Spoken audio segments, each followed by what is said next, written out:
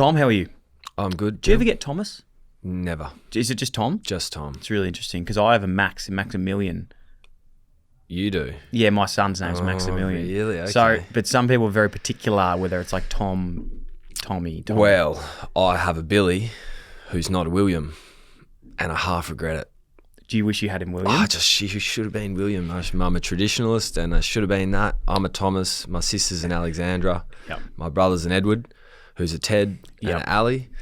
And yeah, Billy, whom I love dearly, and sorry to diss Bill, but wish he was a William. I know what you mean, man. When you become a parent, it's, there's naming pets, but then there's naming kids. And there's there's a real emphasis on nailing it, make sure you get it right. And you've got it right. Billy's a beautiful name, but I do like my sister's got a Woody, but he's Woodrow. Oh, okay. Woodrow. Yeah. Well, that's equally as outrageous if you ask me. It's pretty cool, hey? That's good. Mate, how are you? So cool to get you in. I don't think we've actually had, I know you're not just a West Coast Eagles player, but I don't think, besides Luke Shuey, maybe in the first season we've done much with the West, so it's always good to get some people outside of Vic. Nah, it's great to be on, and I feel like we almost haven't met except for maybe on the football field. Do you reckon? Yeah, I reckon. You reckon? No, we haven't met, but I don't even reckon we've met. Have we met on the footy field? Yeah, I reckon, what were your active years? Kicked the winner, actually, against West Coast Martin. What year are we talking? I played a few games against West Coast, actually. We definitely would have. I just didn't think you'd remember. 2015, 16, I reckon, were major years for me. Yeah, 15 played 3 games, 16 played maybe 15. There you go. Yeah. So how old are you? I'm 28. 28, okay, I'm 31, so I'm getting on with my life. It's sort of beyond me now. But I was actually telling you off air, I am so excited for our chat today, but it's been hard for me to focus on, this has been one thing that I've been focusing on, but other than that, I have a creeping in of it's my first game in 4 years tomorrow playing in this local game. Yes. May I ask who you're playing for? I'm playing for the Tura Magpies. The mighty Tura Magpies. Right. It's in the Gippsland League. So I just got the weather forecast for the game tomorrow. The coach has just messaged me. It is going to be 25 mil of rain tomorrow and 45-kilometre winds. Sounds fantastic. And we're playing against crafty small forward. Yanar Magpies as well. So back to the point was, for the first time since 4 years of me finishing football, I've really got back like this. When I left, I had a really bad performance anxiety stuff, and I'm getting that playing in a fucking Division 3 local game in Gippsland tomorrow for 10 grand cash. For a promo. It's just the dumbest thing ever, but I can't escape it's a real thing, man. I'd imagine it's a real thing, and you'd have pride in your performance. And I suppose you don't want to walk off that ground with 8 touches, do you? No, which I have done before many times. How do you go with performance stuff? How do you feel? You obviously played in grand finals, you played some massive games. You obviously, being a backman too, you've always sort of got that thing where you maybe got a big job to do. Mate, I, like everyone, have had my wrestles with it. And, I feel like it's a part of being a footballer that you have to overcome, especially early on in your career. You have a little phase where your form's not that good, but you're in the side and you might kook something in a big game, and all of a sudden you start getting a little bit worried about how you're going to perform. But I think I've managed to get past it by building a bit of an identity away from footy. I've always found, for me, the more I feel like Tom Barrass, the uni student, father, employee, friend, the less the less weight being Tom Barrass, the footballer, has. So if I have a bad game, it's like, oh, okay, I can return to my other 4 or 5 factions of life, rather than it just being the worst thing in the world. You call yourself an employee? Yes. I like that. That's cool. Well, that's probably relating more to a position in a company, an organisation, a non-profit organisation. Okay. With a mate of mine, Jeremy McGovern. It's the Wanderer Foundation? It's the McGovern Foundation, but we run the Wanderer program. Yes. And so that's a source of fulfillment for me, something I really enjoy doing and contributing, which is a driver licensing program for Indigenous kids in Western Australia, and hopefully all of Australia one day soon. But it's really meaningful work in the community, and yeah, like I said, something outside of football that I try and build so that football isn't everything when it all comes crashing down. I get 10 bagged on me every third week. Yeah, okay. Super keen to have got you on the pod today, man. Like, I've been a massive admirer of you as a player for a long time, not of knowing you personally, but it's been a really interesting case in the sense that, like, we've had so many people sort of, I don't know, the world sort of like finally brought this together to have this chat. There's been many sort of energies bringing it together, and learning about you and I suppose, have some really cool things in common in terms of that separation of player versus person, or even just profession versus person. Like, yes. What we talk about a lot here is not just in footy sense. I suppose we're learning through that, but people can relate this to anything they can in their lives. When did that become a reality for you? Because it's very easy to just live one reality. Mate, it became a reality for me. Like everything, it's a slow burn, and there's lessons here and there, and you can kind of describe it, but it's probably not till 2 years later that you're learning it. But for me, it came after the success of 2018, winning the premiership with West Coast, a team that I'd always supported growing up. And for the first time, I felt pressure playing football, probably in 2019, when we were expected to try and go back to back, and we're in the premiership era, and there was 100,000 people at every single game, and football wasn't about just playing football anymore as best you could. It was about winning.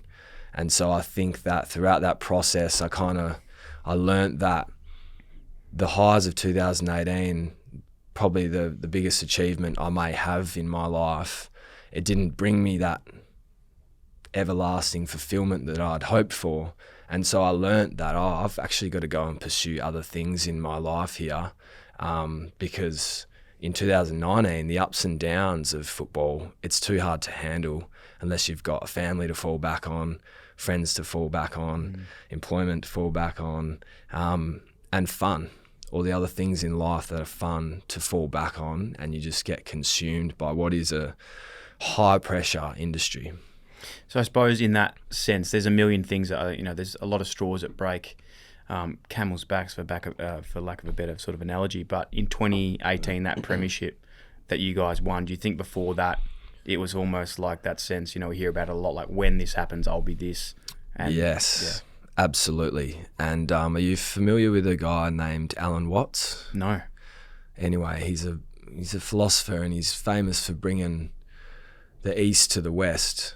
And he's got a really famous sort of lecture excerpt about that, I'll go to school and the good things coming, I'll be able to get my license and get my ATAR, and then I'll get a job, and the good things coming, and, and then I'll get a promotion, and the good things coming, and then you get to 45 and you've got 3 kids, and you realise the good thing isn't coming.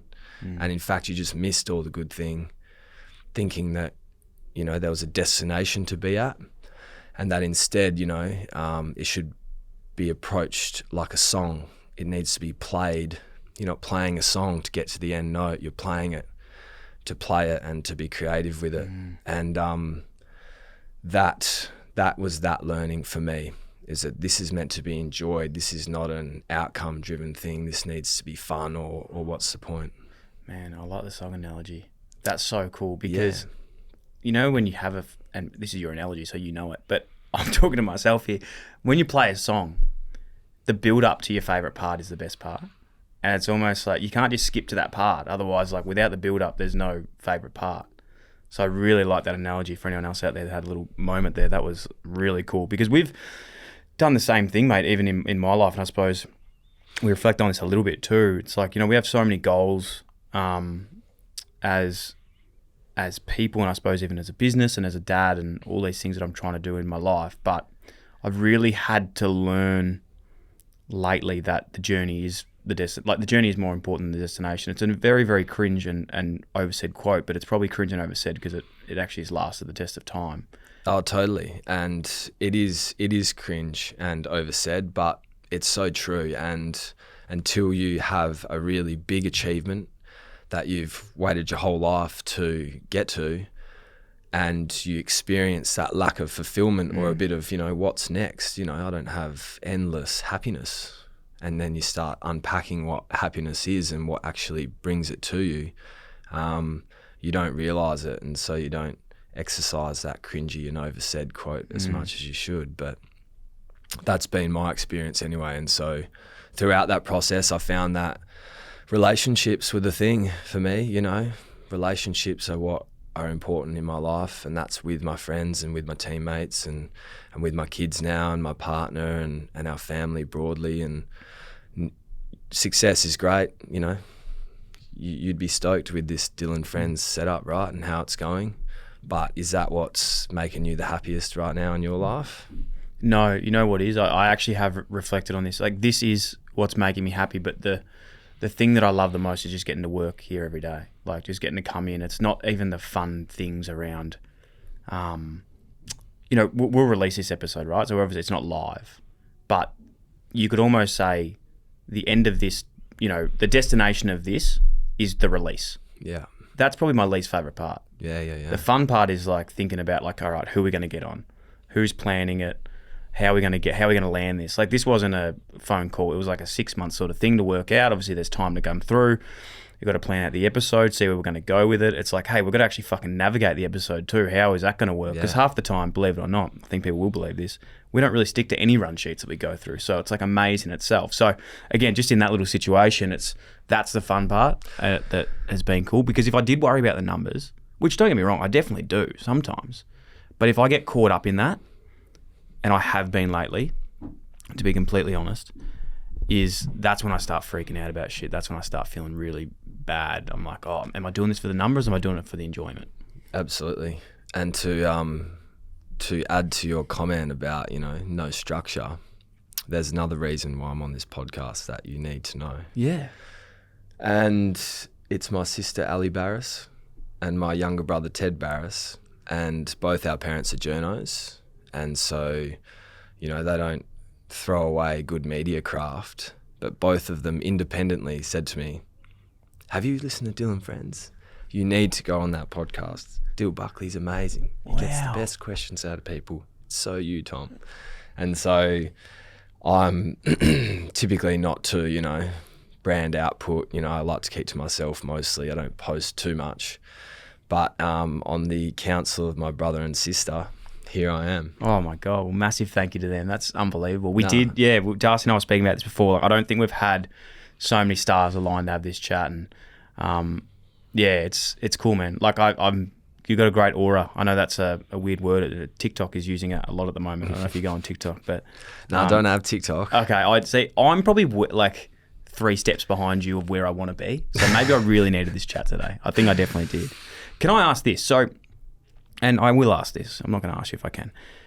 Talking about this time in your life where things are sort of changing, right? You're becoming together of this separating Tom versus Tom. But when did the studies... So did that become after? So you're in this weird period, right? You're trying to maybe look for the destination, win a flag, be a footy player. And I look at what you're doing now. You're studying a major in chemistry and philosophy at UWA. You got interest in neuroscience, classical physics, quantum mechanics, which sounds something like out of like a movie. And then you've got interest in ethics, epistemology. That's the one. And that's a theory of knowledge, philosophy and mind and metaphysics. Yeah. So did this come after, or was it always a trending? Has it always been something you're interested in? Mate, do you know what? I would say particularly the philosophy has come after. Yeah. And there's kind of 2 parts to this story. And I was always a science-based kid, and I always loved maths and physics and chemistry and the Bunsen burner and the Spondonicles. Yes. And I studied that throughout high school and sort of thought I would go down the engineering, medicine kind of pathways. And again, because I was a young kid who was trying to figure out what is a job that everyone would respect and is good, and what's my dad say? And he says that, right? And yeah, it's kind of feeds into this story of, let's call it pre-18 Tom, where what you're actually chasing is built off other people's ideas of success. it's good to be a doctor because you're this. It's, you'd be successful if you did this, you'd be successful if you won a premiership. And so won the flag, amazing experience. And don't get me wrong, I ain't dissing the flag. It was just the funnest time ever. And it's something I wouldn't trade it for because of the learnings it give me. But after that, I was almost left in a bit of an existential crisis.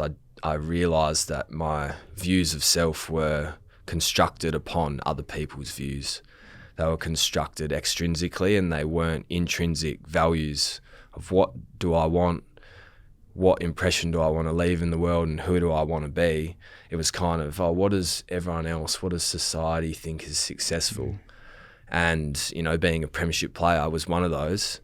And when I achieved that, I realised that was society's want and maybe not so much mine. And like I said, it is, of course, my want, and it was something I'd worked so hard for, but it put me in that hole. And as this was happening, COVID was emerging. And so I was, studying part-time throughout my early years of football, but mainly prioritising my footy performance. But when COVID hit, I could no longer go in for any of my chemistry classes for risk mitigation from the AFL. And so I started to study philosophy because I could do the lectures online-ish. I could write essays, and I could do exams without having to physically do labs and interact with other people. And so I started studying philosophy, and as a part of this kind of existential crisis, again, which makes me cringe when I say it, about, who am I, what am I, what do the great writers throughout time have to say about this? And it's a big influence of that philosophy is my best mate, Darcy O'Brien. Shout out, Darcy, if you're listening. And he was a very philosophically minded man, and we went to school together, and I really respected the way he went about things and the way he thought about things. And so it led me to study philosophy, and I think now I've just got a better understanding of the frameworks that underlie things like personal value or capitalism, and trying to then apply that further. What do you learn in a course like that? Like I can imagine a million things, but if you had to sort of explain to someone that has no idea what philosophy is, or what a course like that or a degree could teach you, what would you say it is? Like, I would say it's about systems of value, frameworks. You learn about, I suppose, why you should consent to government. You get a 17th century philosopher, Thomas Hobbes, for example, who talks about what the natural state of the world is, and therefore why government is created and why I should consent to it. And in his writings, it's that, it's an all and out war between man and man because of, human nature A, B and C, and earth A, B and C, as in scarcity, competition, things like that. And the sovereign is created when you all kind of get together and shake hands and go, all right, we won't kill and murder and we won't have that war, but these are the rules.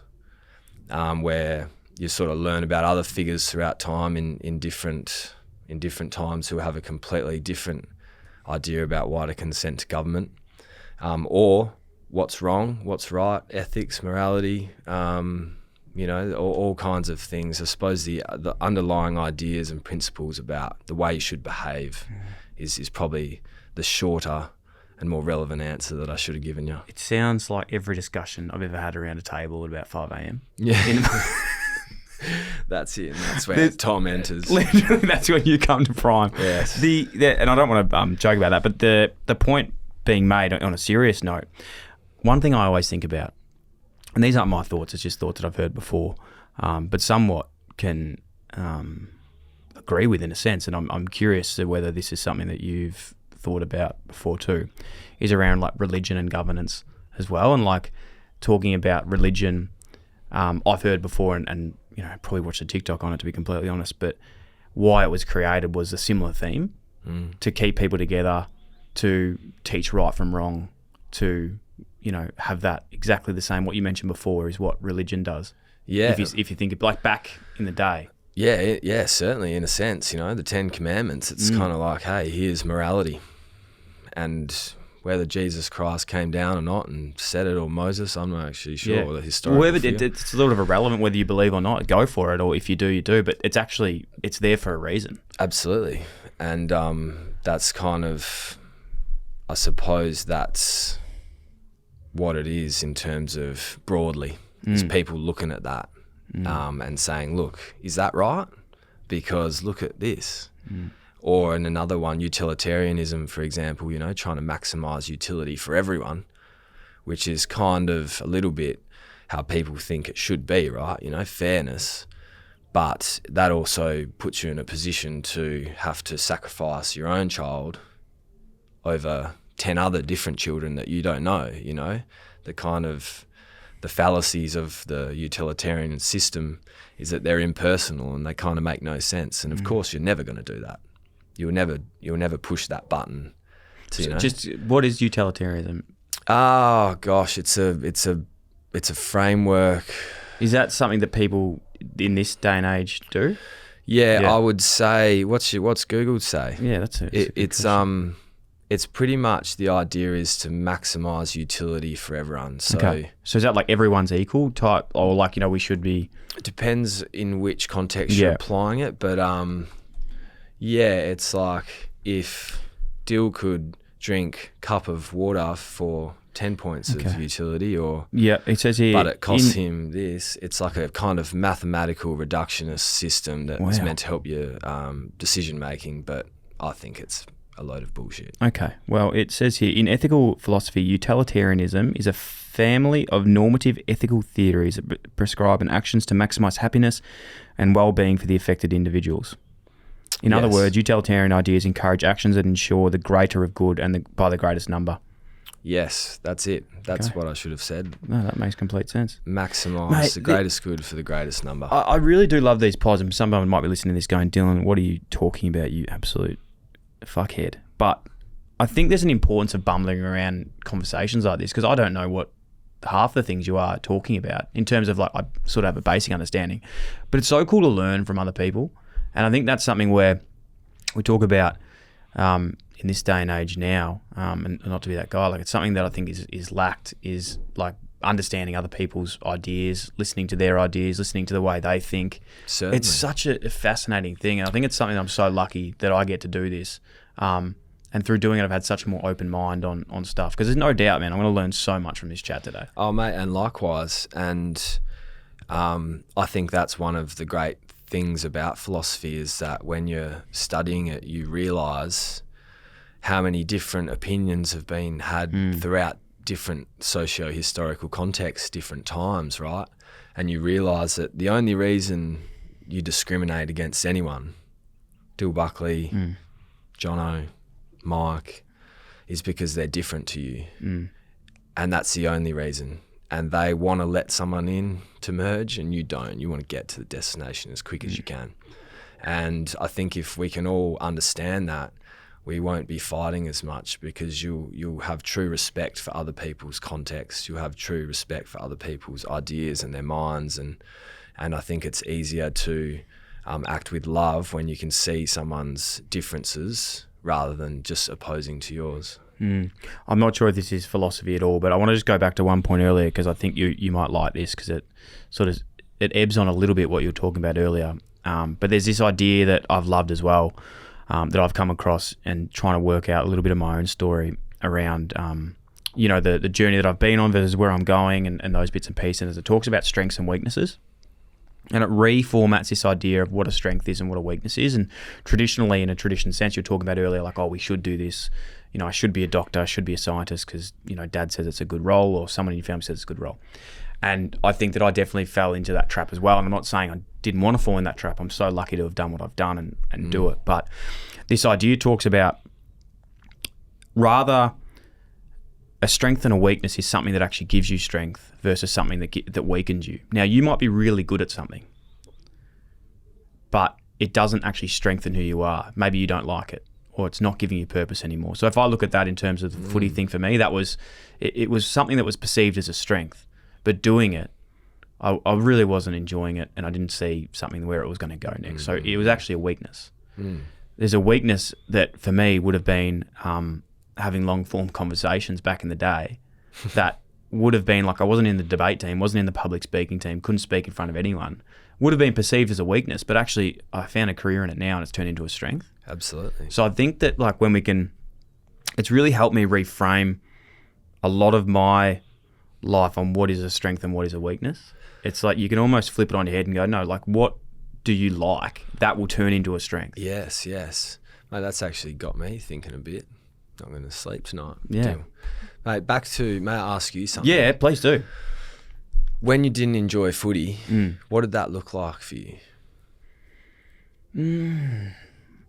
Was it a lot of what I'm rocking feeling up to right the today, to be club? completely honest. Just before my... You could probably ask Darcy, it's just been pacing around the office. Performance anxiety was the thing. Yeah, pretty bad. It wasn't like rock up to the club. No, I love the day today. Like, okay, games tomorrow, I'm going to be vomity. Mate, it's just the game. I don't know what it is. Like, I've been so lucky. I've been talking about this week and I've done it today. I've been so lucky to talk to some incredible people. I had Jonah Oliver on, who's one of the best sports psychologists in the world. I was talking to him about just, generic sports psychology stuff. Emma Murray, who has worked with, many people in the AFL, and incredible person. And I don't know what it is about game day. It just killed me. And it got to the stage in the end where, I think about some of the shit now. And I'm like, that wasn't healthy. Like, you shouldn't have done that. Like, that was so weird. So I think for me, that's just where it got to. And it became such a weakness that it was just weakening me in terms of, like, I just couldn't. I get to the week and just be absolutely exhausted by the time the game even came around. Yeah, okay. And was it a personal thing? Was it a fans? I'm letting the fans down? Was it teammates? Like, where was the root of your... Mate, it's so funny because not funny at all, but I have not been able to work that out. I don't know. The one thing I think it is for me, the lower the level, the harder it was. So what that screams out to me was, it's something to do with knowing you have to perform. Yeah. Because when I was playing senior football in the AFL, I was fine. But it was when I'd been dropped or was playing low level, I knew, I think I had to know, like, all right, you're going out today, you have to fucking do something. You have to go. Because you have to get better. Yeah, okay. I think that's what it was. Yeah, so I'm hearing sort of personal. Yeah, personal. Yeah. Yeah, okay, right.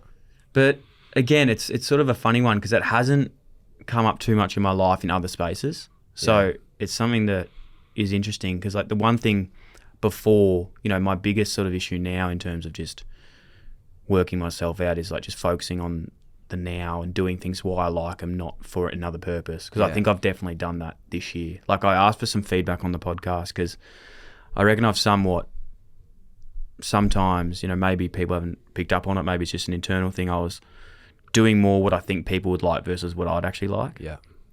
And it just got to the stage where I was like, I don't know fucking if I'm enjoying this anymore. Yeah, gotcha. Not feeling creative, feeling reactive, just consumer. This podcast is really making me think. And I think, like, I've had a few where I just haven't been thinking. I have, like, just been doing it. Yeah. But I like, I did this exercise recently with a really good friend of mine, Ali Tarai, who you would love. This guy's unbelievable. He went to a camp with Eckhart Tolle in Iceland recently. It was a 5-day non-speaking camp. Oh gosh! So would love to do one of those one day. That scares me. I don't know if I could do that just because it would just be a lot going on. But he reckons it was day one, like 7 people leave because it's just like full on, like in the first hour, like no one speaks for 5 days. And he reckons it's the weirdest thing that he's ever done. Like, you walk into this hall, you're just eating, you're just hearing like the clunk of like knives and forks, go to bed. You're almost having conversations with people, but they're not talking. Yeah. And then he said after like 2 or 3 days, your brain just stops and you could hear a bird from like 4 kilometers away. Like, it's just crazy how much it is. Anyway, with him, he helps me a lot out with a lot of this stuff. And I can't remember where I was going with that. What was I saying? Your friend, he did something with Eckhart Tolle. I'd love him. Yeah.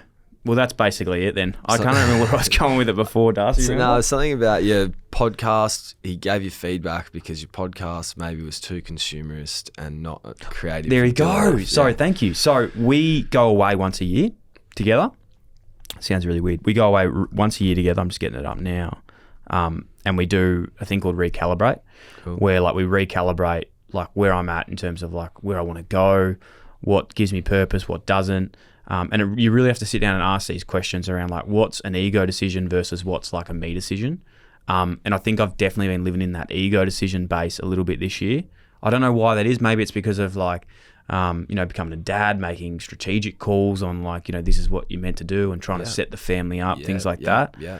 But basically the biggest thing that I did with him was sit down for the first time and when I say first time, I've done this countless times. Like, how many times have you sat down and done a fucking value session? Yeah. You'd want to spew how many times you've done that. A lot. I sat down and actually did it properly for once. Yeah. And came up with like the coolest thing ever, which my 4 values are moments. So creating special moments with people I love.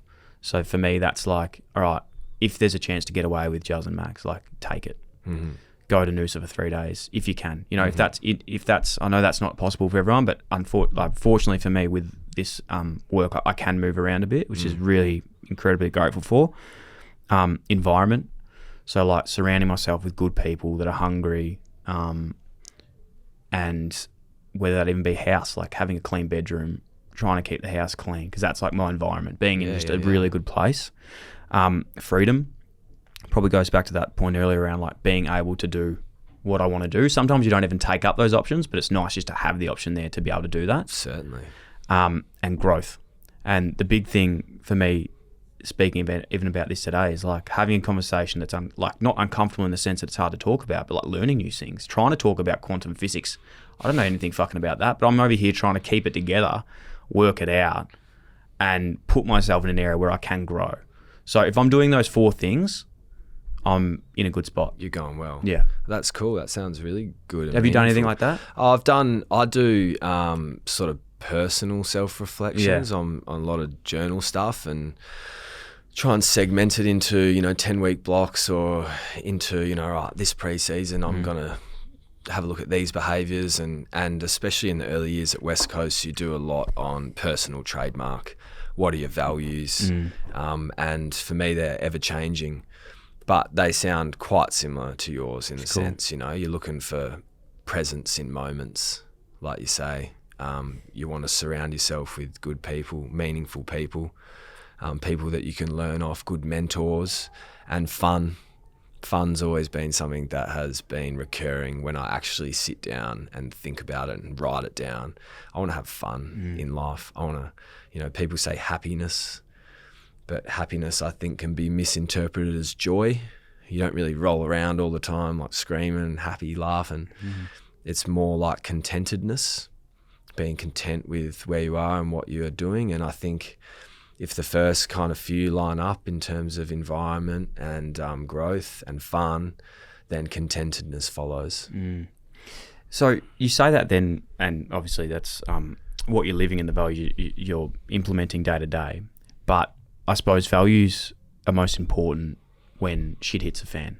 So that's what you come back to. And I think about this, I was chatting to Darcy about this before, and, everyone has story, everyone's got things going on in their life, but I suppose you've faced some hardship, losing your dad, which, again, incredibly difficult. Can't imagine how hard that would be. This year, especially in terms of, we can say footy's just footy, but when you're in it, it's not.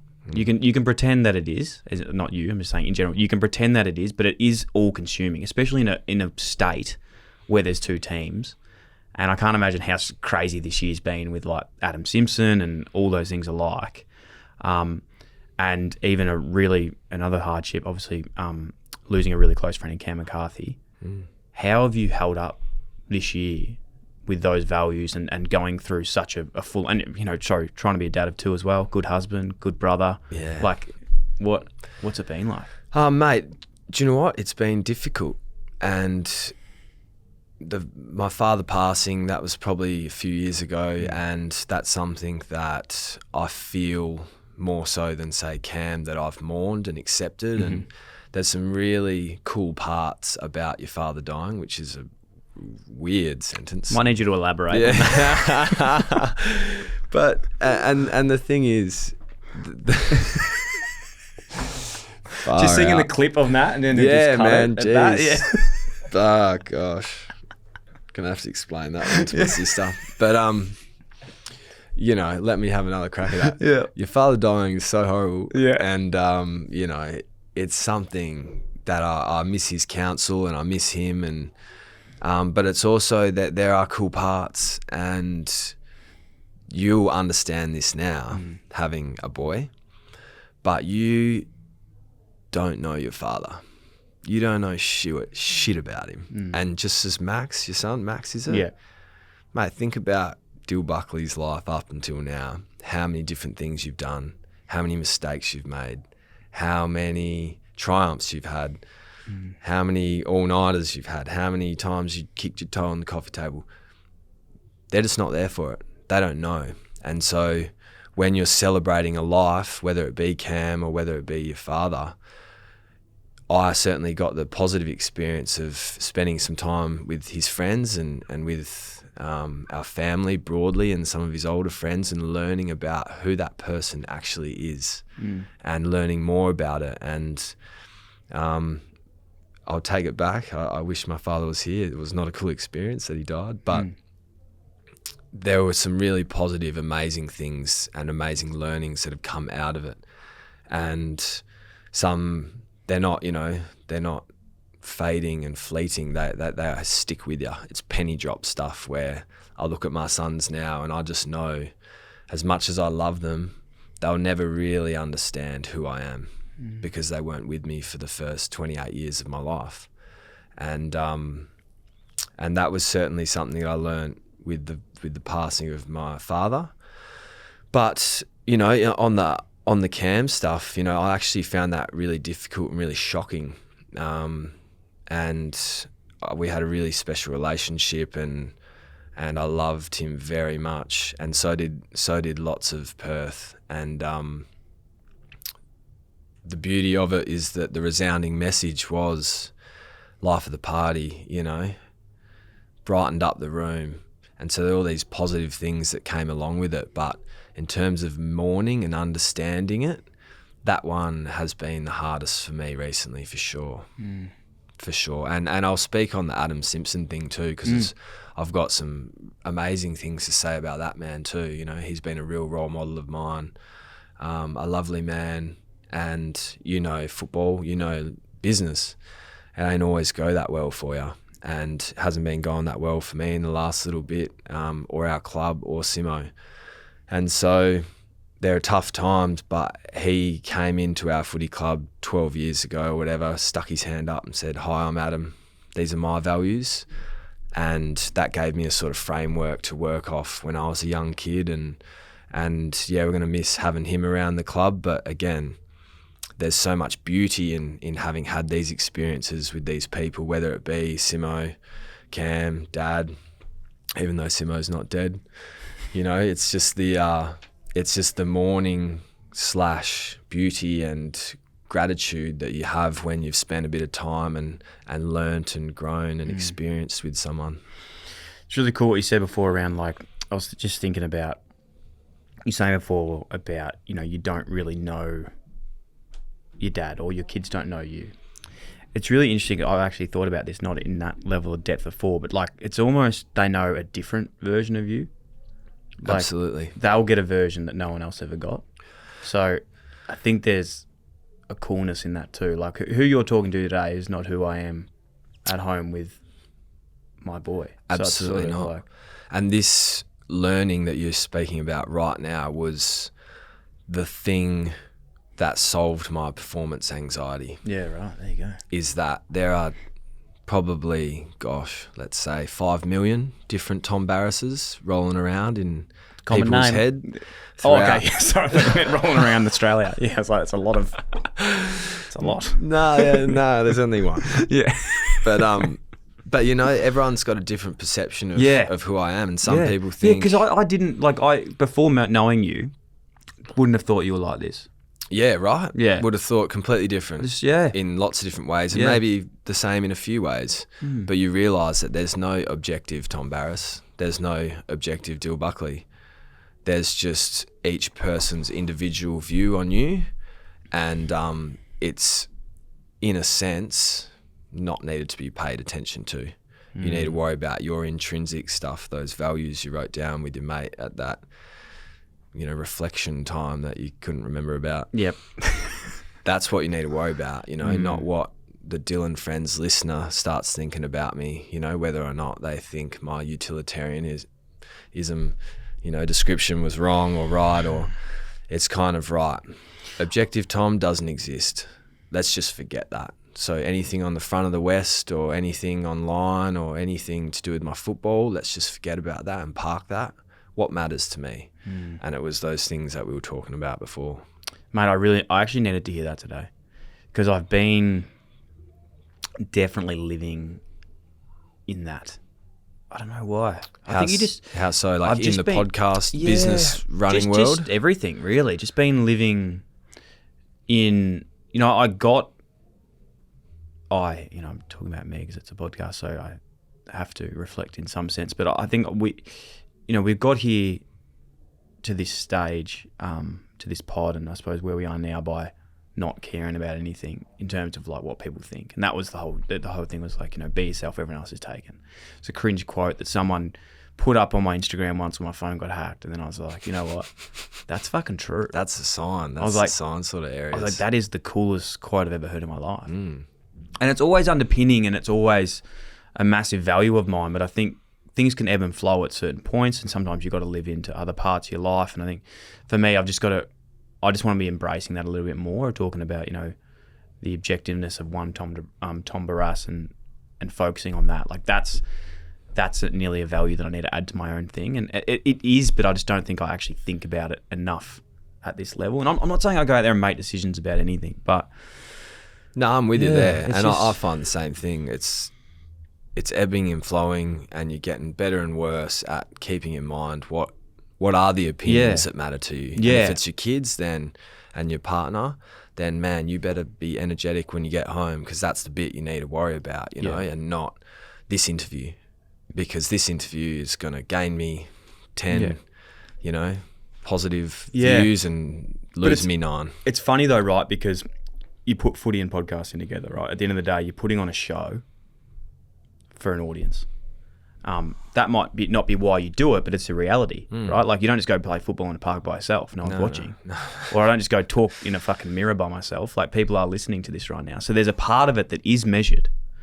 But I think what I'm coming back to and what I'm realizing now is I'm doing it for that core value people that have been there from the start or found it and helped them in some way, not for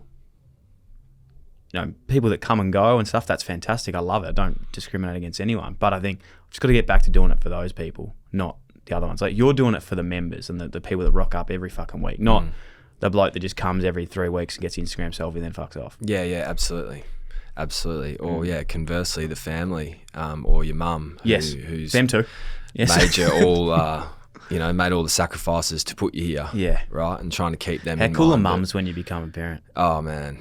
Absolutely outrageous. Shout out, Nadia. I love you so dearly. And Danielle. But, shout out to Justin. Mate. Yeah. I could not be doing that. So, Danielle's your mum? Danielle's my mum. Yeah. Nadia's my partner. Pretty cool, hey? Yeah, man. It's crazy. Your partner's name? Justine. Juzzy. And Max. Tofu Princess. How old's Max? He's I've said he's 14 months for about a year, I reckon. Okay. No, he's nearly 15 months. Okay. Yeah, so he's just about walking. So cool. I've got a 15-month-old named Benson. And did you get the boys together? Yeah, got 2 boys, together, too close together. That's so cool. Unfortunately. But that's the stage. It's too much wrestling. No, it's Nadia's problem, unfortunately. Not mine.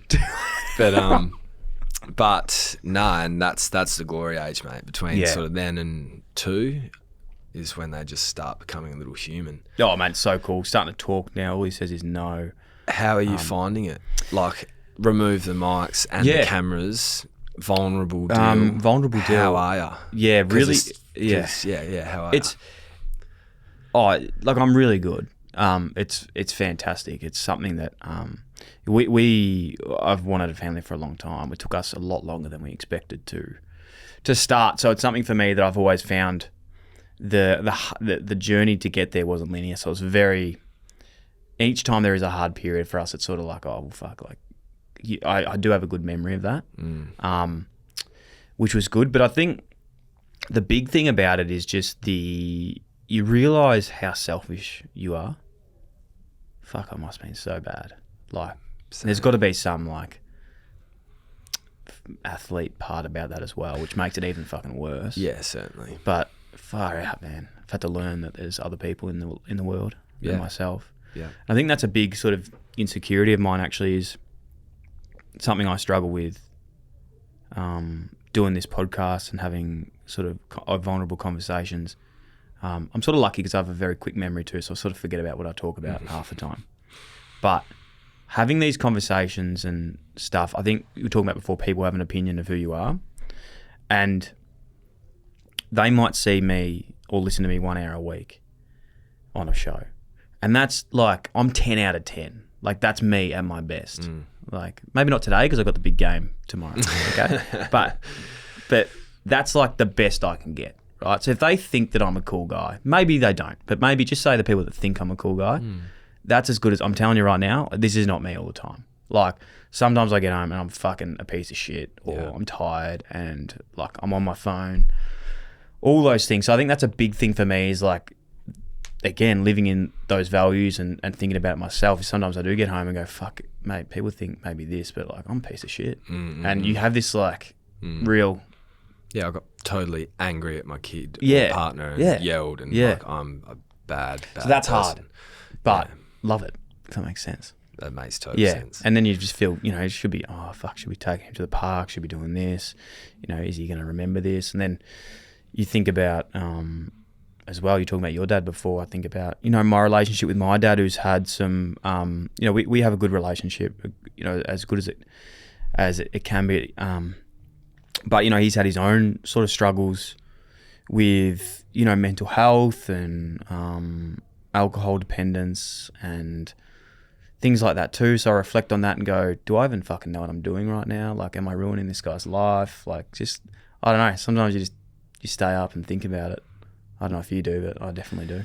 Oh, mate, definitely. And I think it speaks to your point about ebbing and flowing. I don't know. I visualize that as this. Yeah. And I just think that is how life goes. You kind of go a bit too far to the right and go, well, nah, that wasn't it. Let's come back here. And then you go too far left and you're like, no, I need to go to work and earn money to support this thing. And then you're back right again. I think as long as you're thinking about it and writing down some values and trying to get better, then that's all you can do. Mate, we had a great chat with Tom Harley. Oh, yeah. CEO of the Swans. Yes, good operator. And we're talking about this thing itself, and it's actually changed my opinion on it. He's like, you don't have to be doing everything. Like, you actually can't do everything, right? You can't be like the best dad, best CEO, best friend, everything. But as long as you have the intention to, that's like half the battle. Yeah. So if you're being a piece of shit with no intention to actually do good, like, that's when you're going to find the problems. Not like, at least you're thinking about it. Yeah. You're making it a priority. You're not going to hit it all the time. But as long as you've actually got the right intentions and the right priorities, you'll be fine. Yeah, thank you, Tom Harley. That's got me feeling a bit better. Because you're right. Yeah. You often feel like you're not doing the right thing by your kids, by your family, by your workplace, by everyone.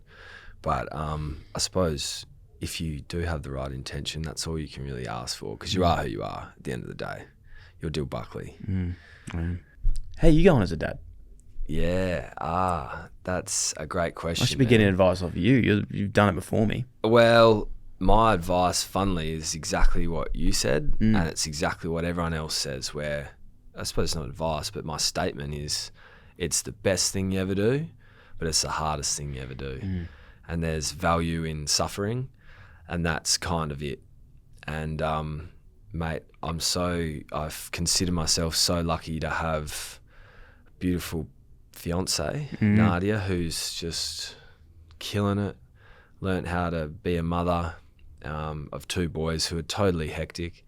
One of them at the moment has broken his femur.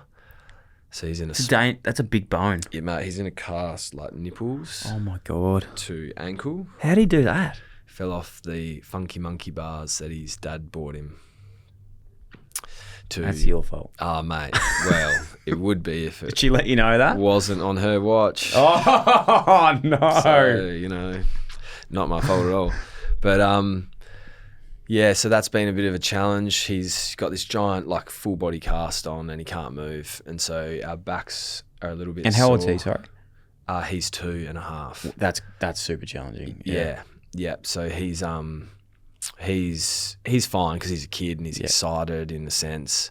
And my other boy, Benson, like I spoke about, he's 15 months. So he's just coming alive and starting to be a little madman. But, mate, I love it. But there's so many challenges associated with it, right? And like you say, you go to work and you try and do your best. And then you go home and you try and do your best. And it's at one of those 2 environments you make an error, you know, and you're quite feeling a bit sorry about it. You know, it hurts you a bit. You feel like you've done the wrong thing. And so that's a process in itself. And like I said, there's value in suffering. It's a bit like your year 10 Exmouth camp. Or where do you go in Victoria? Where's your year 10? Hey, this is actually, what's the word? I bitched it. I didn't go. Did you? Yeah. It's a big thing that I fucking regret so much now. Right. And you know why? You know, you're talking about the suffering stuff. Yeah. This is one regret I have about, not regret because I didn't, one that I didn't do it, but my mum and dad were the most incredible parents in the world. Like my mum, mate, like she's dead set a saint, like a saint. Same But with mine. yeah, well, mine's more of a saint. No, she's It's just fucking competition about whose mum's better. Because I'll win. Okay. No, man, I'll tell you what, my mum is beautiful, but a saint wouldn't be the word. Yeah, same. Mine's gonna be more. Yeah, mine's be more saintly. Yeah, mine's a bit more knowledgeable, like kind of. Yeah, I don't know. she's a saint in her own way. Grand. Yeah, grand. But back to the point was, I think what really capped me, if I reflect now a little bit, and this is not their fault at all, but they didn't force me to do anything. And that's an incredible thing because you find out where you want to go and you can really make your own decisions. But also sometimes in life you have to do hard things. Yeah. And I didn't get forced to do those hard things, and the easy option was to like back out of them. Yeah. I reckon that trended then from there in other aspects. Yeah, right. And the one thing now that I want to do as a dad is like, mate, go to that fucking camp. You're doing Not because I want to be an arsehole about it, but like you need to do hard things and you need to learn out how to do hard things. Because that's the one thing I think as a parent, you think like you want to protect these kids and not break their femur and not send them on the year 10 camp. But he's probably going to learn, maybe not the 2-year-old's going to learn from the broken femur, but later on they will. And I didn't. Do you know what? My 2-year-old, and hopefully he never hears this, but I almost think retrospectively, he did need to learn that lesson. He was just going too crazy. He was just flat out. Yeah. He was just flat out and he was doing dangerous things and he was jumping off 6-foot walls onto concrete, and it's like, mate, what are you doing? And he was very excited one day talking to my Uncle Nick on FaceTime and just fell. And so, it's a lesson he's going to learn, and I've tried to take that liberal kind of approach that my mum had, where it was like, you got to have a crack at this, and if you fail, that's fine. And unlike your mum, my mum forced me to do everything. And I remember I wanted to not play footy when I was like 16. I was like, I'm going to quit. I don't like playing footy. And she said, you have to play footy. And if you don't want to play footy, that's fine, but you got to do something else. You got to go join choir. You're debating. You can't just be skateboarding and getting in trouble with the police. You need to do something. So I kind of dragged my feet around, no worries. And same with private schooling. Did not want to go to private school. And all my mates were public school and they forced me there.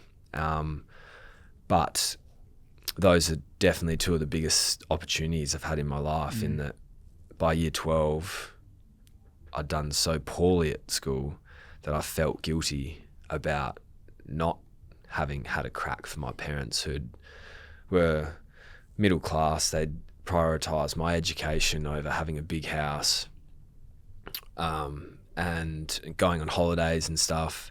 So I felt really guilty, and I woke up at 4:30 every morning and just read the textbooks until 7, and then went to school and just didn't learn a thing. And that was my schooling life. And it wasn't a product of the school, but it was just, school was an environment that I learned very well in. It's really, I've actually just had an epiphany, and while you're talking about the schooling thing as well, I was talking earlier about like the forcing to do things or not forcing to do things. Like, there was another massive thing for me, was I was so lucky to get a scholarship to a private school. Like, that wasn't sort of on the cards.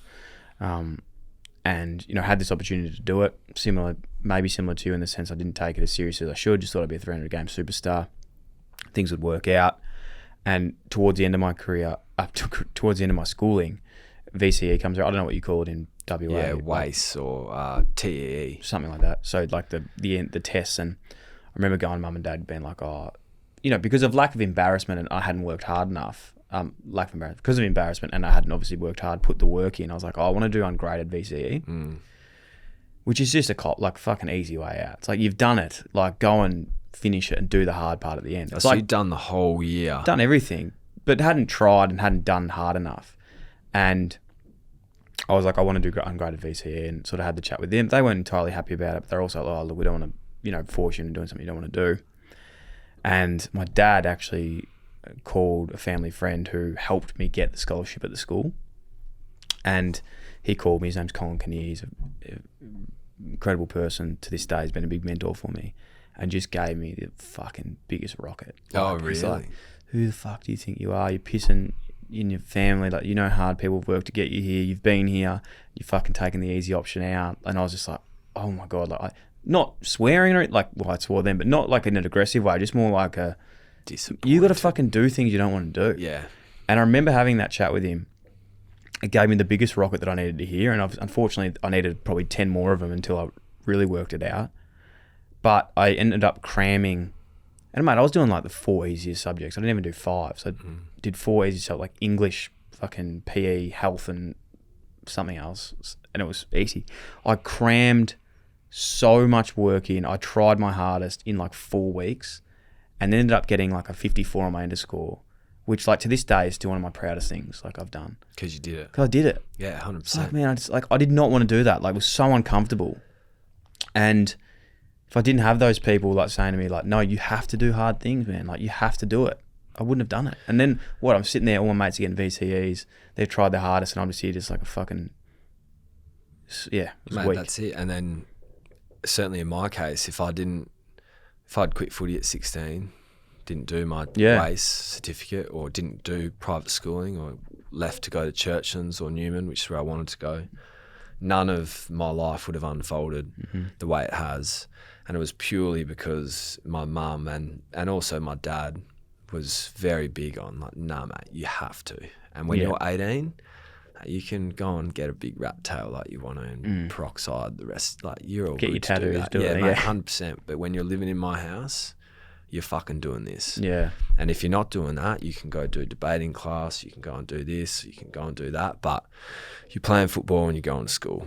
And that's the way it's going to be. And, I was very anti-establishment, but I have no doubt that all my life opportunities have come from sort of those two values. And I'm hoping that, I can instill some kind of value in my own kids. What's the one value you want to instill in my children? Yeah. What a great I've never question. thought about this. What a This great is question. really good. Mate, I think it is the importance of your relationships, And I don't know whether to call it loyalty, because it's not that, or presence, or what to call it. But it's just that I don't get caught up in letting your job define you, Like a podcaster or a footballer isn't Dyl Buckley. Dyl Buckley's his mates and his family and his charisma. You know, it's all about your relationships in life. And like I said, I'd gone full circle chasing accolades until I realised, oh, hang on, it's actually about being a nice person to people. It's actually about having really true, genuine mates that you intend to do the right thing by, and not burning those. And I think that's when the self-reflection of your teenage years and your early football years, where you're like, oh, I was such a piece of shit then. That's when that starts coming, when you realise those values that you actually have. What about you? What are you giving Maxi?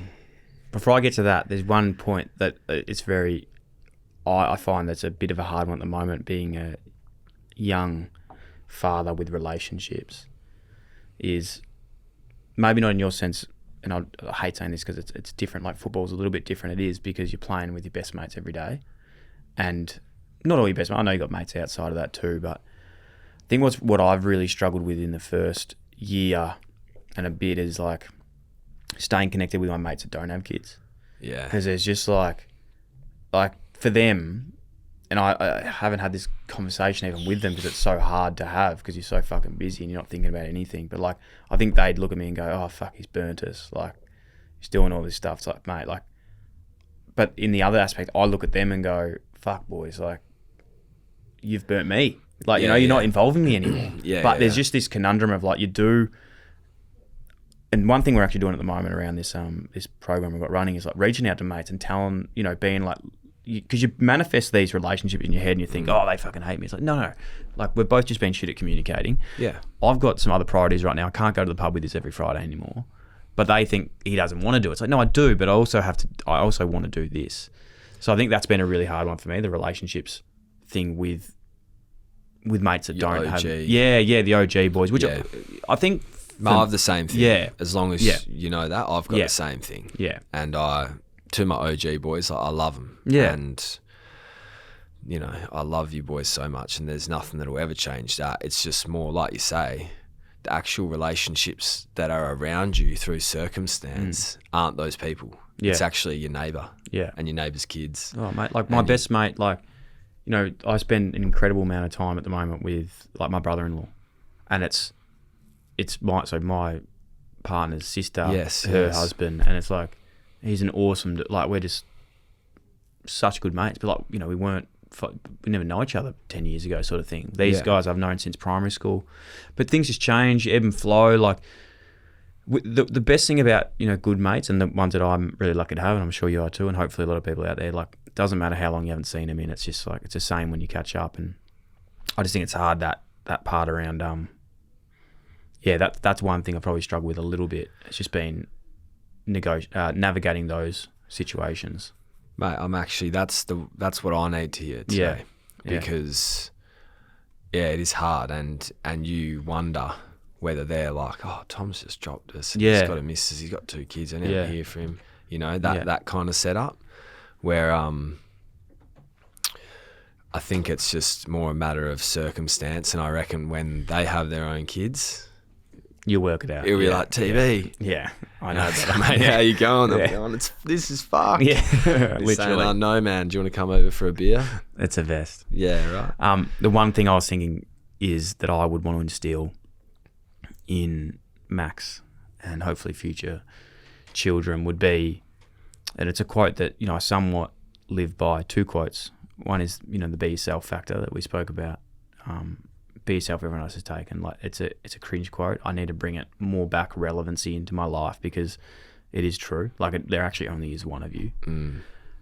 So follow that through. And you know, the reason that's so relevant for me is because as a young guy, talking about it earlier, like, just fucking, I did whatever I thought anyone else would think was cool. You know, punted, went to CQ nightclub. I fucking hate those things. I hate gambling. I hate going out. Like, it just wasn't what I was, but that was there. And the second one, which I think's been the second part of like the biggest thing for me, is like, it's not what happens, it's how you react to it. Yeah. And any good thing that's happened in my life, if you look back, it all stems from something shit. Anything that happens, like if I think about like Max, 2 years of IVF and fertility struggles, like bang, get him. Yeah. You know, like my footy career, like fuck, that was challenging and I was a fucking idiot. But through that I learnt the lessons and I put it into a new career. Yeah. There's a million analogies from that, and I think anyone thinking about it now could think back. If you really think back of any change, because when you're going through a shit situation, it forces you to actually bottom out and think. Yeah. It's like even for an AFL analogy, like if you dance around 11th for 10 years, you just stay at 11th. If you fucking bottom out, like maybe you guys have a little bit at the moment, it forces some change. It forces you to actually reflect and look at yourself, but you've just got to look at it in a positive way. So it's not what happens, it's how you react to it. You can go either way. Billy, forget what I said. That was way better. That's what you need to go for. That's why I'm me and he's Dyl. Yeah. Go for that. Be yourself and react to situations valiantly. There you go. Forget your relationships. Yeah, so fuck your mates. Don't worry about them, mate. It's all good. Where do you see like your life trending?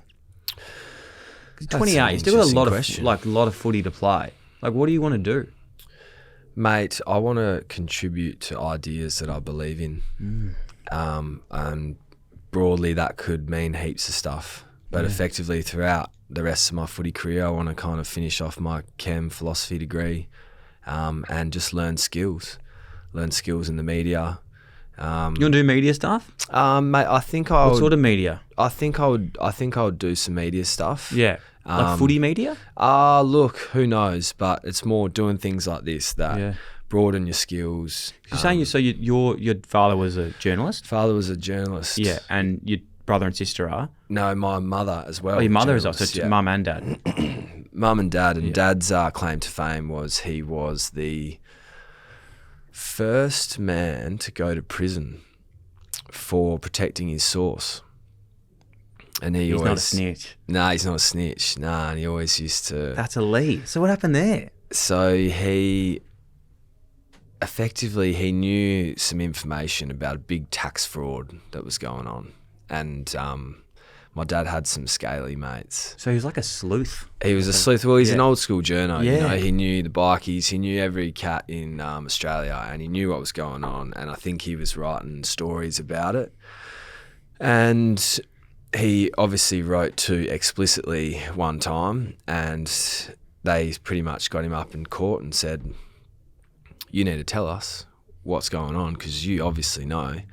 And he said, I can't do it. You know, it's a journalist's motto that you got to protect your source or there will be no journalism, there will be no media. You know, I can't just tell you where I'm getting my stuff from. And so they sent him to jail for a month, and he was actually at a jail farm, you know, raking tomatoes and stuff. Mate, jail's still. But so I'd always give him shit about that. So, mate, that's pretty. Like, I feel like he would have had a fair bit of integrity going into jail too. Like, they would have loved that. The other guys. Look, well, I think it certainly did a lot for his career. Yeah. But yeah, he used to tell me the first 3 nights he spent in maximum security prison. Fuck me. And he made best friends with a guy called Greybeard, a bank robber from Geraldton called Greybeard. And they couldn't catch Greybeard for like 10 years because this old bloke had come into the banks with this big grey beard and pull out a gun, rob everyone. And they were trying to find Greybeard, but it turns out he was like a 28-year-old with a false, massive grey beard. And so he was just so out of the suspect list that no one would ever look for him until eventually they caught him one day. And yeah, he and Greybeard were pen pals and good buddies till the day that Greybeard died. That is unbelievable. Yeah, it is. It's a great story. And again, my old man didn't talk about his work very much. He was a crime reporter for most of his professional career, and he got into being the editor and being the chief at the West and the Australian Sunday Times and stuff as he got a bit older and more progressed in his career. But yeah, early days he was in crime and he just didn't talk about it much. And I think it's contextual to the discussion we're having before about how you just don't really know that much about anyone. You know, you're really, it's just you in this world. That's really interesting. Off topic, just because I'm a bit of a crime nuffy. The Claremont killings. Sorry, did you report on that? No, I think he was out of crime by that stage, or he was in New South Wales. But there's every chance he could have. I actually don't know. And like I said, he wouldn't Wouldn't talk about it. And I think it was probably the reason why I got out of crime in the end, because he had me and my sister who were 4 and 6, whatever, like you can imagine. And you're writing about heinous crimes and murders, and I think it all just got a bit too much for him to continue to give himself to that sort of section of media. Yeah, that's pretty hectic. Yeah. Oh, yeah. Yeah, so he'll be stoked that I'm giving him some props on the jail thing, but he, that was his little claim to fame. It's a fair claim to fame. Whatever, Dad. Can we talk? Jail's not cool. No, jail is not cool for anyone out there listening. But also, if you've been on, just stay safe. Can we talk about relationships? So when you went to Sri Lanka, yes, what was that like? Yes, and why? So yes, I went to Sri Lanka at the end of 2019. Sri Lanka. No, that's correct. That's definitely correct. And yeah, it was all a part of this broader learning about. Sorry, self. I just missed that. 2018. 2019. So after. So premiership. Hooray! I got everything I ever wanted. How good's this? Oh, hang on, got to go back to pre-season. What the fuck? Yeah. What do you mean? I've just got a medal here. And Didn't think you did pre-seasons after a grand final. Yeah. It was just kind of like, well, what you mean? I've got to go back into the swing of things. Yeah. We're not, and of course we celebrate and it's 3 months, but in the context of something you've been waiting for your whole life, or a dream that you thought would never happen, it happens. It's like, well, hang on. Is we just forgetting about that and moving on? And the answer is yes. And so, yeah, in this broader discussion of like, okay, well, like, what am I actually going to footy for? Because I won. I've got the medal. I did the thing. I got the cup. What's next? Like, what am I doing this for? Like you say, like, who or why or what? And I was lucky to have lots of good mentors around me at the footy club and also in my life broadly. But, yeah. Who at the footy club sort of opened you up to this? Like, it helped open up to this? Josh Kennedy helped me. Really? A lot, yeah, when I was struggling. And I remember in 19, I had sore feet and I was getting foot surgeries, and I sort of said to him, look, man, I think I'm gonna give this up and go and pursue something more fulfilling, and I had the same feeling after my first game. I played my first game of AFL football, and I was like, I've done it. I did it. I got the accolade, and that was very much what it was about up until that point. And I remember speaking to Josh Kennedy in the rooms, and he sort of said to me, look, man, it's about your legacy. Like, what do you want to be? Do you want to be cruising around this room half sad, like head down, or are you just going to be that guy who's just consistently smiling, energy, G'd up? Like, what do you actually want your legacy to be? And yeah, he really helped me in that sense. He was a bit of a spiritual kind of guy, and so particularly with that helped me. And I had a mate off field who, for lack of a better word, sorry, Marnold, lost his mind. And he's my boy, and he'd be sending this to me, being like, fuck you, Tom. I didn't lose my mind. Fucking this and this and this. Sounds like he did. He did, yeah. But, he got really into Hinduism, effectively, the Vedas, Vedic scriptures, and Krishna and prayer and meditation. And he's this guy who was from Karana, bit of a lower socioeconomic, life, but he was my mate. He's one of my dodgy mates from Karana, and anyway, so he was meditating for like 3 hours a day and telling me about these internal experiences he was having, and I went to a Catholic primary school, so I was kind of like, nah, that just spooked me out of any kind of religious beliefs or anything. But yeah, I suppose Kenner's, Marnold, and in the context of my performance in 2018, what I learnt about was flow state. Oh yeah. And flow state effectively is meditation. And it's having focus only on one thing. And for me, in my football, it's my positioning. So I'd just sit there for an hour and 20 minutes and just worry about my positioning relative to my opponent when I'm playing well. And you'll notice, like you will tomorrow afternoon, that when you play well, you know, you can't remember it. But when you're playing poorly, man, that clock just ticks so slowly. And it's because when you're in flow state or when you're in a meditative state, you know, time flies when you're having fun. That's the whole thing. And that's why ping pong's fun. That's why good conversation's fun, is because you're not distracted by other things. You're just here, right here. And so, yeah, I went after the 19 season, like I said, bit of an existential thing happening. Wasn't really sure what I wanted to do, whether I wanted to play football, who I wanted to be. And at this age, a lot of my friends had finished their uni and they were going to Mexico to help some surgeon fix people's eyes, or, you know, they were going to Amsterdam and, you know, riding their bike to the cafe every day. They were just doing different interesting things. And so I went to Sri Lanka and stayed at a Buddhist monastery for about 8 or 9 days and just learnt lots of different meditations and learnt off the gurus there and asked them about their views on life and on what I should do. And yeah, really interesting and really transformative time in my life. It's cool, man. We had two, let me get the language right here, but I think they were gurus come into, we had one where we were at Carlton, one where at Giants come in, and we learnt meditation. And it was a mantra-based meditation, so it was you get the word that has no resemblance of an actual word, and you just... Transcendental meditation? There you go. Is that what it was? TM. Yeah. No, I actually learnt that off Justin Langer. There you go. Justin Langer gave me a book on transcendental meditation, and also Zach Langdon. He from the Giants. He would have been That's where he got the it. same guy. So he was still using that.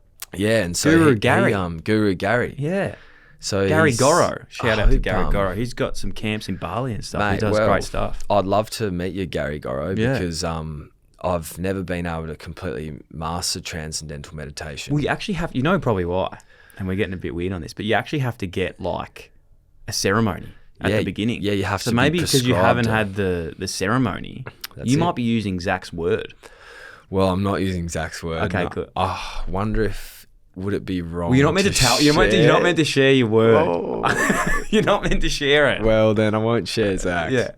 Because it's weird, but that's it. And I'd actually love to learn more because you know, I've done lots of mantra meditation and more. Even in Sri Lanka, I learnt active meditations, so walking meditations. So Emma, I haven't been sworn into that before, but Emma Murray is a big one of that. And it's a really good one for people that probably like a good first sort of step into it, because you're not just sitting there for 20 minutes by yourself. It's sort of, you can still be active. And yeah, is this where you're like sort of looking at the birds and just like, what do you see, feel, touch? Yeah, those? effectively. So this guy's one, and may I say, meditation and mindfulness has a bit of a ick It is a thing going on about it. It does have right? a bit to it, yeah. And it's a bit like, oh yeah. How weird is that? Something that's so good for you is like, ew. It's like, oh, it's good for me. woke, Fuck it. yeah, I know, right? Rather just scroll on my phone. Yeah, get in the ice bin, Tom.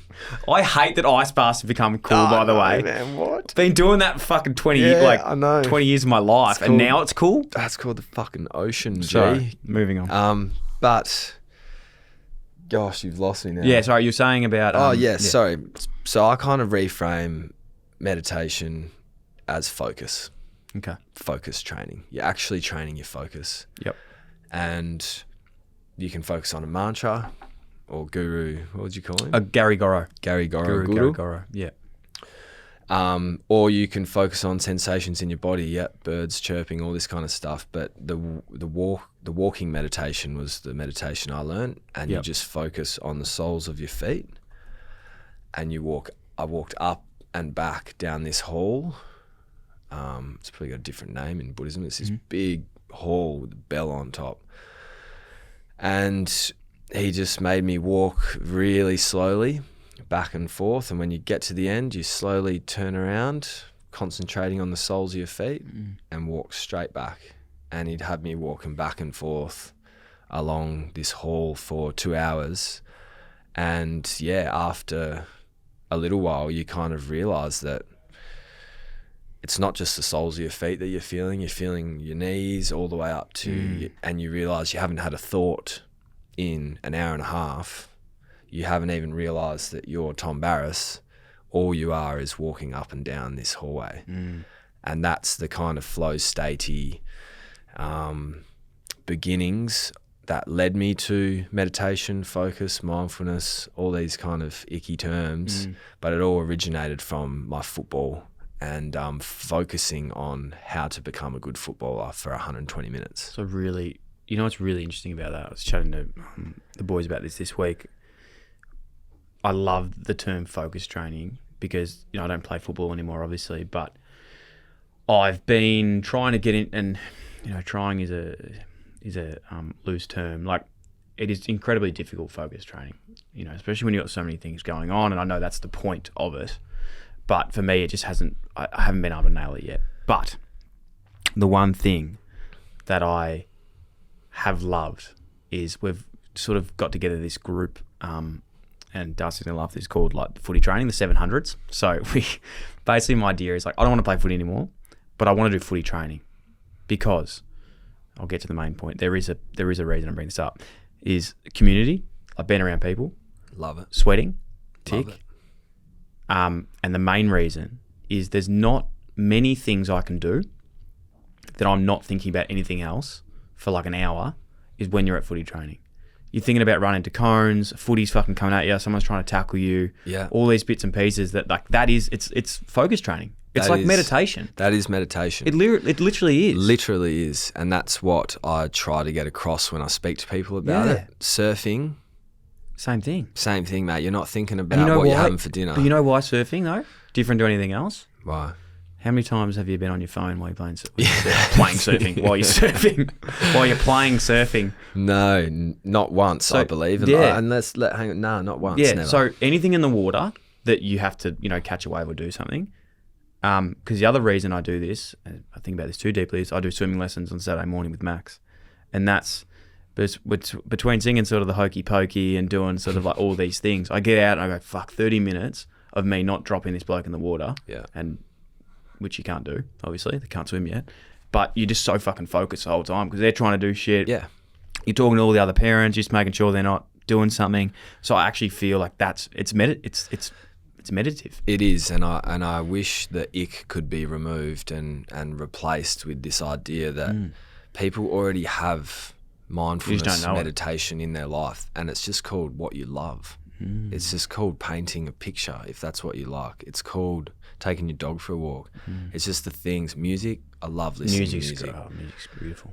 Swimming lessons, like I said, good conversation. Running's good too. Yeah. Like when I was in flow state with running, it was like the best thing for me. Yeah.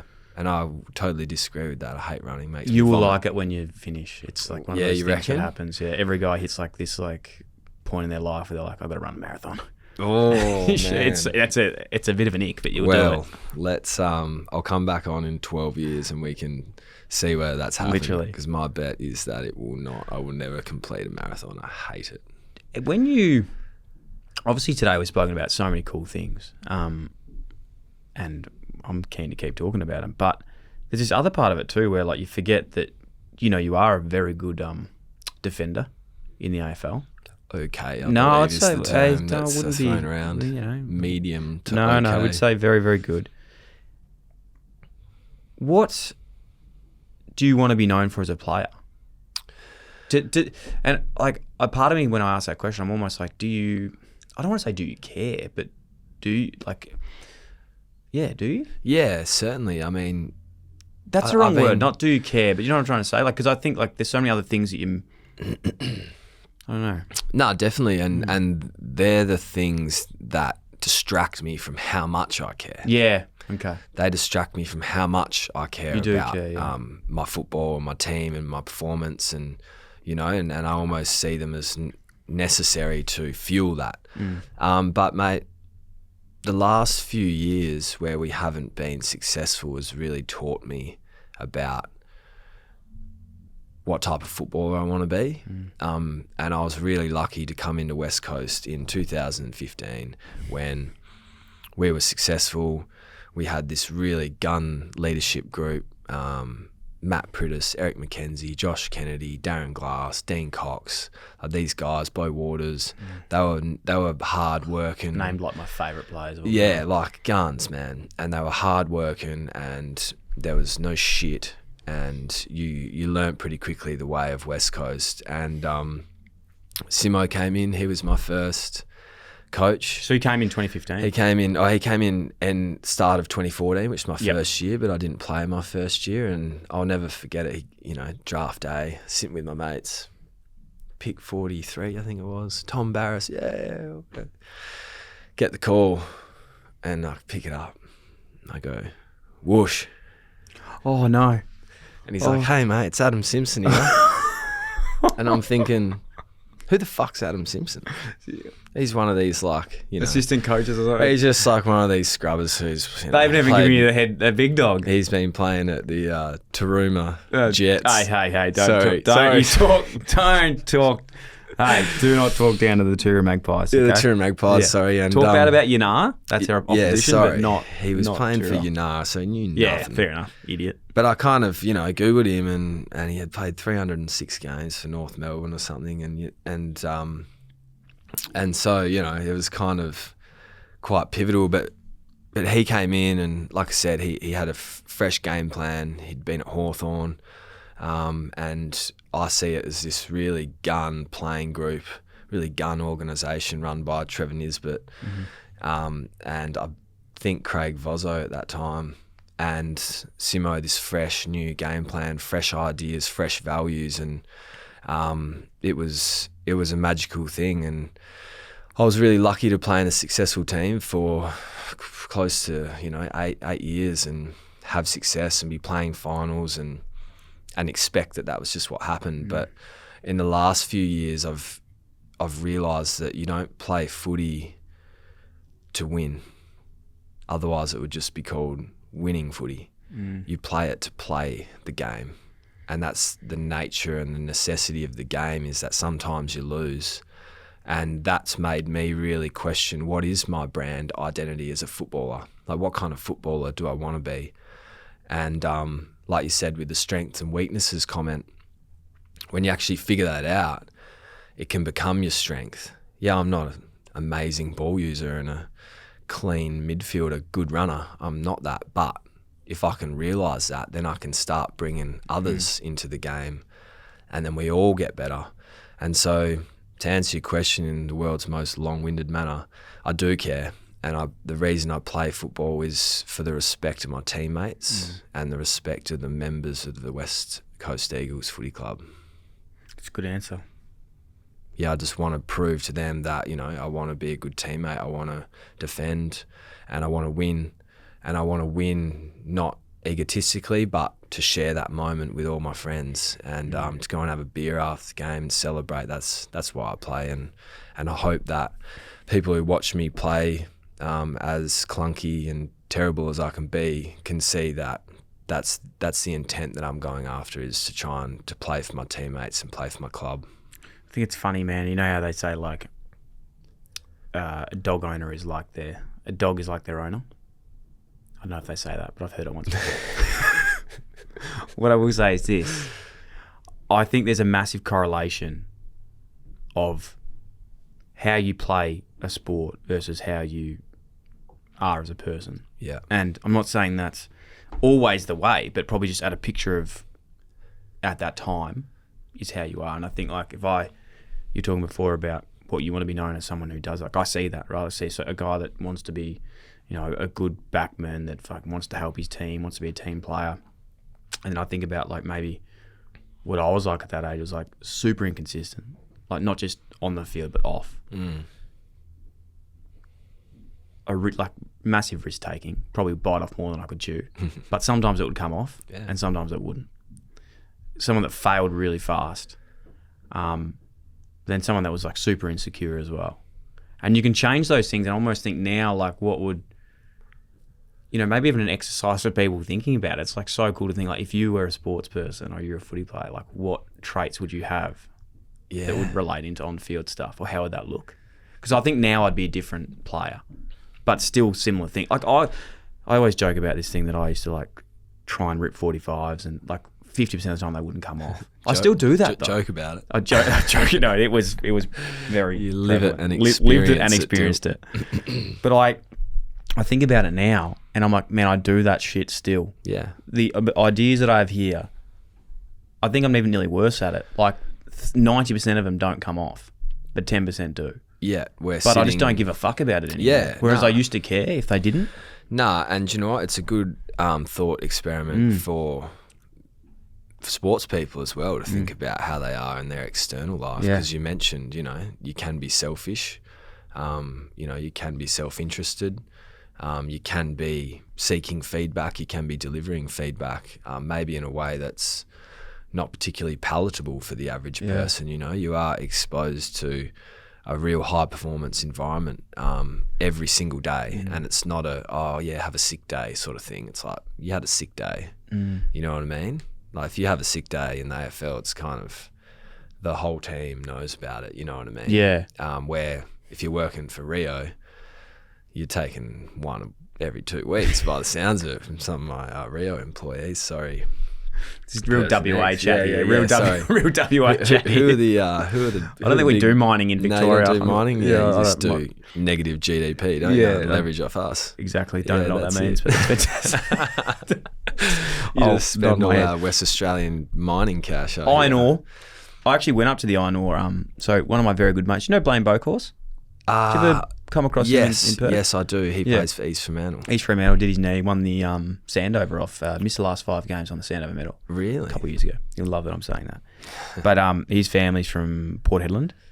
Right. And big mining. Each year, well, his old man was in mining, and then each year for 2 years until COVID hit, I used to go up to Port Hedland and Dampier with him.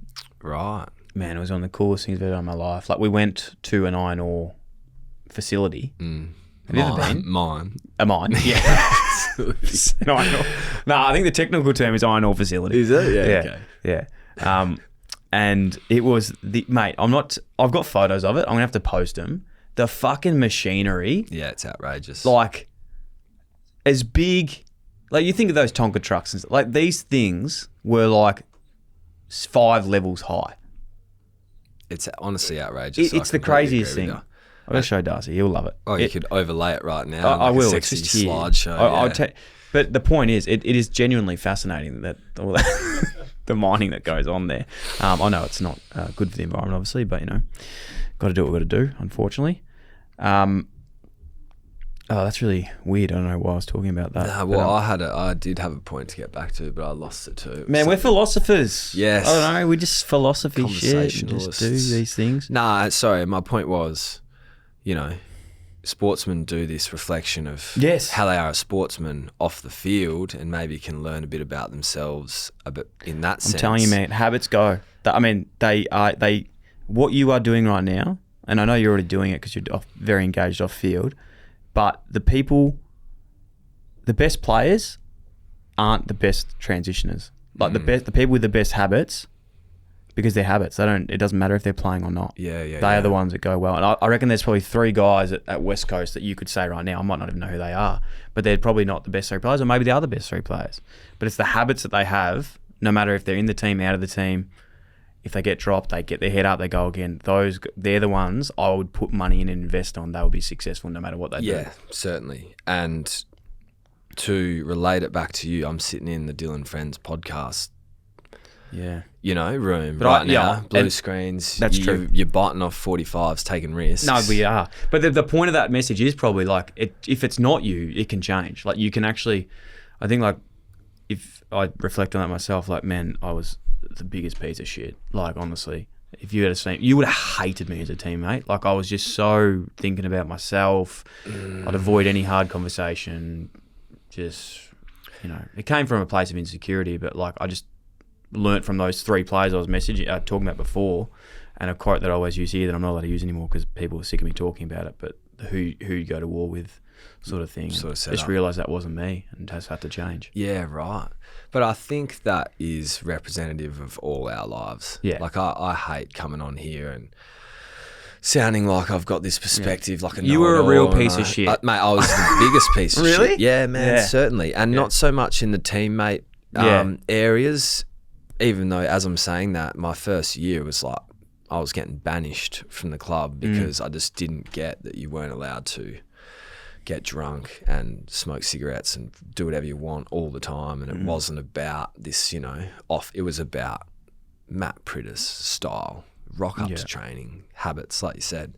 You want to get in the warship, and if you're not living the trademark, if you're not doing the things that are required to jump on the ship, mate, you're off. Yeah. And that was really clear for me. And yeah, I also have so many skellos and insecurities about like sitting here on a podcast talking about philosophy or talking about, you know, doing a meditation camp in Sri Lanka, when realistically there's, like we spoke about, hundreds of people from my teenage years who's like, he's a dick. He's a total dickhead and he's a fraud and he was mean to me this time, or he didn't pay me back for this, or any number of things. But I think that's just the nature of growing and learning, right? And reflection. 100%, mate. It's a very, very good point, and one that probably doesn't get made enough. That was like what I was sort of referring to before around this idea of who you are versus. There's so many versions of what it is, but at the end of the day, man, I feel like we're having a pretty honest chat about this, which is all we can do. Because, man, tomorrow you might turn around and be like, I hate philosophy. I'm over it. I might turn around and be like, no, I fucking hate Tom Barrass now. He's a loser. Yeah. But in this period, I like you. Yeah. And you like philosophy. Yeah. So let's just be in this one. Mate, 100%. And when we're 40, we can reflect at the cringeness and how poorly this is aged. Don't listen back to this, man. Nah, don't listen back. I never listen back. Nothing. Because you delete everything. Oh, dude. It's bad. This thing came out the other day, and it was so long ago that I didn't remember. I thought it was photoshopped, and I still don't remember because it's not in my brain. And I'll show you. Yeah, it's right here. Oh God, are we doing this? Not that photo. It's this one. Not that. That's terrible. And it's me at the beach. Just describe it again. I know I can see it. It's me at the beach with my shirt off, holding a footy, and then like. I saw this. Was this a draft photo? I saw this. I was like, that's not you. A few excerpts of me jumping out the water and handballing it. And I just couldn't believe it when I saw it. I was like, what the fuck is this? I've never seen this before. But it speaks to just the cringiness of the past and any media interview that you've done, and you'd know more than anyone. You just look back, you're like, why did I say that? Who is that person right there? You're such a dickhead. And that's how I'm going to be feeling about this, and that's how I feel about my past. So no, mate. I'm sorry, everyone. Do not feel that at all. It's been genuinely incredible chatting today, mate. Like I think I've really learned a lot. You really helped me today around the why you do things stuff, and it's not, to be completely honest, it's not something I didn't know, but it's just when you hear something at the right time that you needed. So I appreciate that. No, it's my pleasure. I appreciate getting you in, having a chat. I don't want you to be a stranger. Of course not. More meaning, let's do this again. Yeah. Because I think there's so much there. But before I go, I do want to chat actually about the Wanderer Foundation that is a part of the the Wanderer program in a part of the McGovern Foundation. Yes. So that's Jeremy. Yes. And Mitch.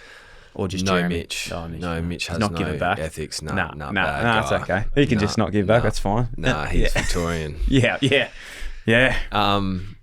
Well, that's another thing that made me terribly unpopular. No, so effectively, about 2019. Yep. A lot of 2019 sort of things happening. Transformative stuff. My best mate Jeremy come to me with an idea. Jeremy McGovern. And he sort of said, look, I'm thinking about starting up a foundation. And the reason why is because my father, Andrew McGovern, one of the founding members, he has worked for Clontarf for 20 years. He helped start it up, and he got Clontarf off the ground effectively. And Jeremy, he'd be great to speak to one day. He's lived in Kalgoorlie and Warburton and Albany, and he's lived all over the place and experienced all kinds of cultures because his father was passionate about the Indigenous community and trying to close the gap in society and get a bit of help to integrate better and solve some of the systemic problems. However, he was noticing that all of his kids would graduate from Clontarf, but they were still unemployable because they didn't have the means to get a driver's license. Mm-hmm.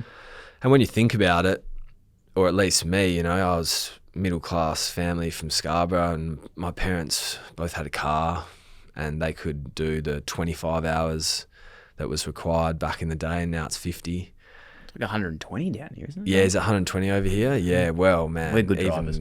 Yeah. There's so many people that don't have the means to get supervised driving hours. And so we started up a foundation to try and help Indigenous kids get their license through a driver mentor program. And the idea is it's not a driving instructor, it is a mentor. It is like a parent who sits in the car, brings the car, sits in the car and supervises the child while they do their hours. I should say the participant while they do their hours. And we've had some great success over the last few years, and we're looking for more commercial partners if anyone's interested to make a really meaningful contribution and some change in the Indigenous community. We're over in Western Australia at the moment, but like I said, starting to manage some good partnerships and make some real change. And some of the stories you hear about what one license can do for a family is just, it'll make you cry, and not just a little bit of crying, lots of crying. And so if we can try and lower the barriers for disadvantaged West Australians to get their licenses, that's a win for us. And hopefully one day, we can really work hand in hand with government to help everyone get a license, because it's such a big barrier to employment for those disadvantaged people. Bloody oath. It's something that, as a country we're trying to improve, closing the gap, that is, in general. Until I actually travelled to Port Hedland and Dampier and saw the communities and understood that, it's different to probably what's here. And I'm not saying it's better or worse, and I'm just trying to, do you know what I'm trying to say? Yeah, absolutely. It's different. It's totally less accessible. Yeah, it's less accessible. And there's a big problems in the regions. Yeah. Because, like I said, it's a systemic problem. Yeah. It's not something you can just solve. Well, even just the education of actually knowing that you need a license and those bits and pieces. Yeah. So that's what we find, is that a lot of people are driving, and they do drive often.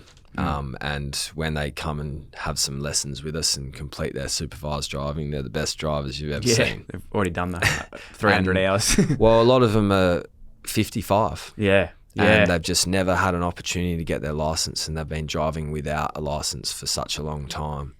But in rural Karratha, Port Hedland, like you talk about, there's just I can't just buy a car, I can't just get money, I can't just fuel it for my 16-year-old child to get their Ps, drive them to a licensing centre, drive them back. It's just not a viable operation. So, we're aiming to raise as much money as we can and build a business that provides all the needs for someone to gain their license: the car, the fuel, the hours, the mentoring, the P plates, the hazard perception, everything, start to finish, and then help that participant and that young man or young woman find employment and try and change their family's life. No, it's incredible, mate. Even just, I know you know how special that is, but even in my own head now, knowing what a community is like in Karratha, it's like, why that's so important too is like, this is country towns. Like, things aren't just around the corner. You need to drive everywhere. Like, there's not just accessibility of things that you need. Like, it's a pretty big place. Certainly. You just think it's a normality that everyone knows how to do it, but obviously, we know that it's not. No, and if we can increase the kind of base number of licenses, say in the broader community of disadvantaged people, then all of a sudden that person in 4 years' time can supervise their younger brother or sister. That person has got money to buy a car, and that's how you actually change the systemic problem rather than patching it. And so it's been really meaningful work for me and something I've really loved. And like I mentioned, as an employee, that's the service that I give. I don't get paid for it. I'm the company secretary. Yeah. The whole risk is on my head, and I'm probably going to cop it one day. But it's a source of fulfillment for me, and learning the way the board operates, learning off Jeremy, who's a We've got a very good business, entrepreneurial type mind. He's got a plumbing company as He's well. got, a few companies. I'll let him tell you about him. Yeah. But no, he's a very smart guy, and we have to get him on. Yeah, certainly, and his father knows a lot about Indigenous community, and so that's really been great learning for me, and something that adds a lot of value to my life. No, it's awesome. Congratulations on that. That's really, really cool. And congratulations to the McGovern family as well. Not Mitch, but not Mitch. Don't forget him. He's excluded. It's now Tom McGovern. Congratulations to them all. That's awesome. I sort of did my outro like 20 minutes ago and just said how good you were and appreciate your time. Don't want this to be the last one, but mate, you're a credit to yourself, credit to your family, and really appreciate you coming down today, having a chat, and good luck this weekend. It's my pleasure, mate. Thanks for having me on, and likewise. I hope you have 30 and kick 3 and realise that Dyl is Dyl, and we love him anyway, regardless of his 3 touches. Don't care. Yeah, exactly. Right. Thank you. That helps. My pleasure, man. Thanks for having me on. Well done.